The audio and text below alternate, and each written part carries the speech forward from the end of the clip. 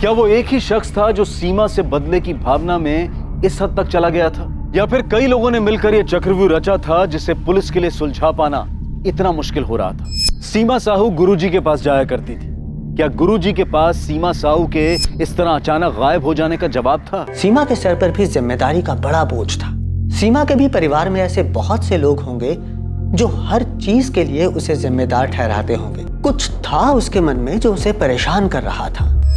मैं नहीं जानती गुरुजी, लेकिन हाँ मैं ये जानती हूँ कि मैं हर वक्त सही नहीं हो सकती। कभी कभी समय को अपना काम करने देना चाहिए सीमा। देखो सीमा, तुम सबकी परेशानी या उसके हल के लिए जिम्मेदार नहीं हो। मैं श्योर नहीं हूँ गुरुजी, लेकिन शायद हाँ, क्योंकि कहीं ना कहीं मैं अपने परिवार के लिए सही डिसीजन लेते रहना चाहती हूँ। क्या यह अशांति इतनी बुरी थी कि सीमा को घर से भागना पड़ा?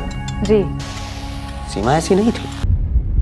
सर मैं आपको पहले ही बता चुका हूँ कि 21 मार्च की सुबह को मेरी और सीमा दीदी की फोन पर क्या बात हुई थी। हमें पता चला है कि सीमा की रजामंदी से तुम दोनों की शादी हुई थी, जिससे फौजिया की जिंदगी बर्बाद हो गई। मैंने नम्रता से हर तरीके से बात की, वो कितनी भी बगावत कर ले, लेकिन अपनी बड़ी बहन सीमा को नुकसान पहुंचाने के सपने में भी नहीं सोच सकती। सर मैं नहीं जानता ये मुख्तार सैयद कौन है। अगर आपको शक है कि फौजिया ने कुछ किया है सीमा दीदी के साथ, तो फौजिया को उठा के पूछिए। मैंने आपको पहले भी बताया कि सीमा दीदी के दोस्त संतोष ठाकुर है इसके पीछे। सर, ये वैशाली बहुत हंगामा कर रही है। ठीक है, उसे बोलो 10 मिनट में असलम को पूछताछ करके छोड़ते हैं। क्यों नहीं बचाएगी सर?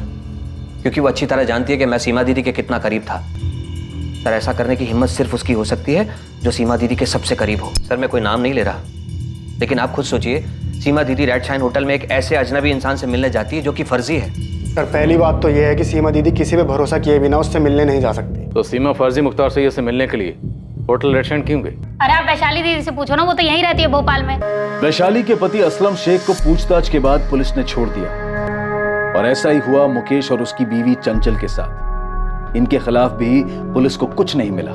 पुलिस ने हर उस शख्स के फोन रिकॉर्ड्स चेक कर लिए थे जो सीमा साहू के करीब था। सर, शक के घेरे में जितने भी लोग थे सबके कॉल रिकॉर्ड्स चेक कर लिए, लेकिन किसी के भी कॉल रिकॉर्ड्स में से कुछ भी नहीं मिला। यशवंत ने सीमा की तस्वीर अखबार में छपवाई, लेकिन सीमा का कोई अता पता नहीं। सर ये हाथी चौक में मैं इतने दिन से जितने भी रिक्शे वाले और प्राइवेट टैक्सी वाले हैं सबको ये फोटो दिखा के घूम रहा हूँ, पर ये सीमा साहू किसी भी पब्लिक ट्रांसपोर्ट से होटल रेड साइन तो आई नहीं है। कोई तो है जो उसे लेके आया है यहाँ। इस मुख्तार सैयद का कुछ पता चला?